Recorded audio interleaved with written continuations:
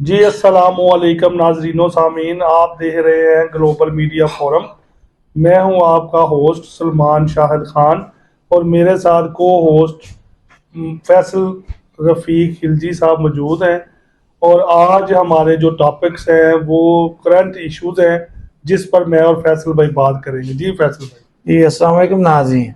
जी सलमान भाई, आज हमारा जो मुख्तलिफ मौज़ूआत पे जो गुफ्तगू होने जा रही है, सबसे पहले हमारा जो मौजू है, जो सियालकोट डस्का के एरिया में जो MSDH हॉस्पिटल जो जैली डिग्री पर डॉक्टर तैनात करते हुए वो गिरफ्तार हुए हैं, उनके बारे में आप क्या कहेंगे? नाज़रीन को थोड़ी सी मालूमात दें। जी जी, मैं इसमें बताना चाहूँगा कि वो जो MS सियालकोट सरकारी हॉस्पिटल में थे, उससे पहले उनकी ड्यूटी गुजरांवाला रही एम बतौर MS सिविल हॉस्पिटल गुजरांवाला। तो उनके खिलाफ जो चार्जेस हैं वो मुख्तलिफ नौयत के हैं, क्योंकि सियालकोट में तो तैनाती उनकी थोड़ी देर पहले, थोड़े दिनों पहले ही हुई थी। लेकिन असल उनके खिलाफ जो चार्जेस हैं वो करप्शन और इलीगल जो भर्तियाँ थी उसके बारे में वो गुजरांवाला सिविल हॉस्पिटल के हैं। अब हालात अगर सिविल हॉस्पिटल के आप जाकर देखें तो वो सबके सामने है, जो मामला चल रहे हैं। तो इसमें वो अब इंक्वायरी होगी, उसके FIR दर्ज हो गई है, गिरफ्तारी हो गई है, उसमें इन्वेस्टिगेशन होगी और उसके बाद सारे मामला सामने आएंगे कि वो किस किस बदनवानी में शामिल। तो ये जो तैनाती थी जितने जाली डिग्री पे डॉक्टर्स, क्या उनके खिलाफ भी कोई कार्रवाई हुई, कोई तफ्तीश हुई कि ये डॉक्टर जाली डिग्री पे जो है ना भर्ती हुए थे? इस बारे में कोई है आपके पास मालूमात? जी, ये जो FIR होती है वो होती है फर्स्ट इंफॉर्मेशन रिपोर्ट। उसमें सिर्फ बताया जाता है कि मुख्तसरन के मामलात हैं क्या। उसके बाद जब जो मुलजम है, जिसके खिलाफ एलिगेशन होता है, जब वो गिरफ्तार हो जाता है तो फिर वो बताता है कि क्या क्या हुआ और कैसे कैसे हुआ। उसके बाद जो इन्वेस्टिगेटिंग ऑफिसर होता है वो तमाम जो शवाहिद जुबानी दस्तावेजी इकट्ठे करता है और फिर उसके बाद जो है वो उस नतीजे पर पहुंचता है कि क्या क्या हुआ और कैसे कैसे हुआ। अब जिन डॉक्टर्स की डिग्री जाली थी और वो अगर हॉस्पिटल में भर्ती उन्हें किया है MS ने, वो उनके खिलाफ जो है वो पीडा एक्ट के तहत भी कार्रवाई होती है। और जाली डिग्री बनाने के लिए जो दफात लगती है 420 68 वो भी हैं और 5247 जो है वो भी लगती है और वो भी फारग हो। तो क्या ये जो MS थे सुहेल भट्ट साहब, ये इस धंधे में अकेले थे? क्या इसके सपोर्टिंग स्टाफ कोई एक ये ग्रोथ था जो ये मकरू धंधा कर रहा था? इस बारे में कुछ? जी, ये सवाल सबसे ज्यादा अहमियत का हामल है इस वक्त, क्योंकि आपको पता है कि कुछ दिन पहले एक म्यूनिसिपल कॉरपोरेशन के ऑफिसर जो वो भी गिरफ्तार हुए, जो भी एक मेगा करप्शन स्कैंडल था गुजरांवाला की हिस्ट्री में। अब जो MS जो होता है मेडिकल सुपरिटेंडेंट किसी भी सरकारी हॉस्पिटल का, उसके लगाने के लिए बहुत सी चीजें जो है वो सामने आती हैं। क्योंकि जब भी एक सरकारी जो डॉक्टर है हॉस्पिटल में जॉब करता है तो वो अपने लास्ट स्टेज पर होता है अपनी जॉब की, जब वो एज ए MS तैनात होता है। वो एक तजर्बाकार आदमी डॉक्टर होता है। दूसरा, उसको जो अपॉइंटमेंट लेटर है वो उन्हें महकमा हेल्थ की तरफ से मिलता है, जो हाई अप्स की तरफ से आता है। और उससे हॉस्पिटल पे तमाम कह लें पूरे जो जिला होता है या वो डिवीजन है जिसमें वो हॉस्पिटल कायम है, उसकी नजर होती है। और वो जो उसमें जो मामलात करप्शन के होते हैं उसमें जो अकाउंट्स ब्रांच के जो ऑफिसर्स हैं वो भी वो शामिल होते हैं। जो सियासी जो कायदीन है जो उस जिले में या जो उस इलाके के, वो क्योंकि वो उसने अकेला नहीं सब कुछ करना होता।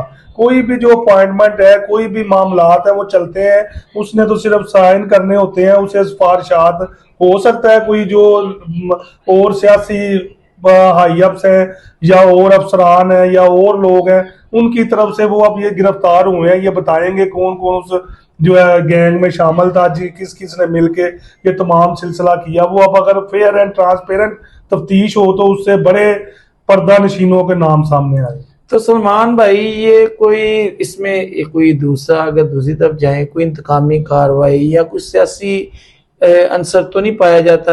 MS साहब के खिलाफ कोई लॉबी हुई हो, उन्होंने कोई इसके इनके खिलाफ कोई प्लान किया हो, कोई प्रोपेगेंडा? जी, ये भी आपकी बात बिल्कुल ठीक है कि अब हालात ये होते हैं कि जो बंदा किसी भी एग्जेक्टिव पोस्ट पर उस जगह तैनात रहता है जहां पर मुख्तलिफ सियासी मामलात होते हैं, बहुत से लोग एमएस बनना चाहते हैं, तो सियासी मुकदमात भी दर्ज होते हैं। लेकिन इन तमाम मुकदमात का पता उस वक्त लगता है जब तफ्तीश होती है। तफ्तीश के दौरान अगर वो अपनी सफाई में सब दस्तावेजी शहादत, जुबानी शहादत और अपनी सफाई पेश कर देंगे तो कानून ये कहता है पर्चा भी खारिज हो जाए और मुल्ज़म बाइज्जत बरी हो। तो ये कुछ छोटा सा नहीं है, एक आपने इल्ज़ाम उन पे एक बहुत बड़ा इल्ज़ाम है। एक मसीहा कहा जाता है डॉक्टर को, आप अनक्वालिफाइड लोग भर्ती कर रहे हैं, बगैर डिग्री के भर्ती कर रहे हैं, लोग इंसानों की जिंदगियों के साथ खेलना इसको कहते हैं। ये आप इस नज़र से इसको देखते हैं कि ये कितना बड़ा जुर्म है जी? जी, हमारे मुल्क में जो सेहत का निज़ाम है ना, वर्ल्ड हेल्थ ऑर्गेनाइजेशन की पिछले दिनों एक रिपोर्ट आई, उन्होंने कहा कि पाकिस्तान में जो डॉक्टर्स हैं ना, वो लोगों को अद्वियात और जो टेस्ट है ना, वो उनकी बीमारी को देख कर नहीं लिखते, वो अपने जहाँ कमीशन होता है उसे देख कर उन्हें लिख के देते हैं। अब सिविल हॉस्पिटल की जो मौजूदा सूरत हाल है किसी भी पूरे मुल्क में, मैं इसका नहीं कहता गुजरांवाला की, वो सबके सामने है। अब डॉक्टर्स वही है, वो कहते हैं अगर सुबह सिविल हॉस्पिटल उनके पास चले जाएं तो उनकी जुबान इस तरह होती है जैसे कोई फिल्म का विलन है, और शाम को अगर उनके प्राइवेट क्लिनिक पे चले जाएं तो वही डॉक्टर ऐसे बोलता है जैसे मौलाना तारक जमील साहब लेक्चर दे रहे हैं।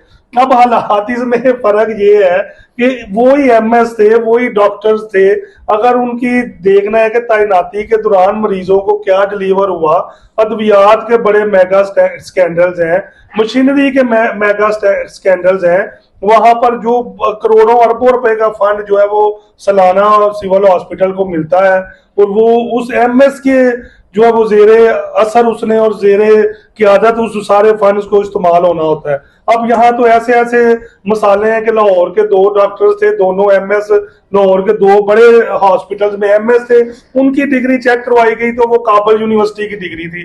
काबल उन्होंने वेरिफिकेशन के लिए डिग्री भेजी पंजाब गवर्नमेंट ने, काबल यूनिवर्सिटी ने कहा हम तो एमबीबीएस करवाते ही नहीं है। यानी हमारे मुल्क में वो कहते हैं चोर और कुत्ती का मिल जाना, या अंधा राज चौपट राज है कि कौन कहाँ लगा है क्या कर रहा है, उस वक्त पता लगता है जब वो अरबों खरबों लूट के भाग जाते हैं। तो ये क्या एक शोबा नहीं जहाँ पे ये एक्सपोज हुए हैं? क्या जेली डिग्री का एक मकरूह धंधा हमारे पूरे मुल्क में जारी है? सिर्फ ये अगर आप सियासतदान देखे नीचे कोई भी, आप हर शोबे जहाँ पे जिस शोबे में भी चले जाएं आपको जेली डिग्री जरूर मिलेगी। इसके खिलाफ को मुनज़्ज़म कार्रवाई को गवर्नमेंट ने कोई प्रोग्राम लॉन्च किया हो, इसके लिए सख्ती की हो, इस बारे में आपकी क्या राय है? जी, आपका ये सवाल भी बहुत अहमियत का अमल है फैसल भाई। हालात ये है कि मैंने पहले भी बताया है कि किसी भी महकमे को देख लें, अब हमारे जो वजीर दाखिला साहब का बयान चले बीच में आ जाएगा, वो भी उनका भी यही कहना था कि डिपार्टमेंट्स को देखें, निज़ाम को देखें, तो निज़ाम एकदम जो है वो जमीन बोस हो गया।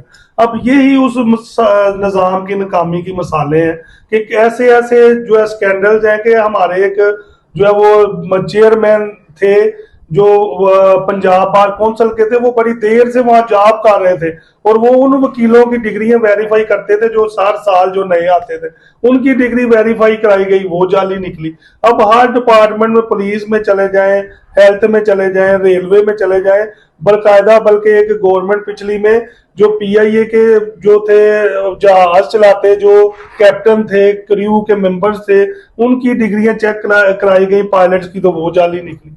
अब डिग्रियों जाली का रोना अब कैसे खत्म होगा, कहाँ बनती है, कौन बनाता है और उन्हें कैसे जॉब मिलती है, यही एक सबसे बड़ा अलमिया है।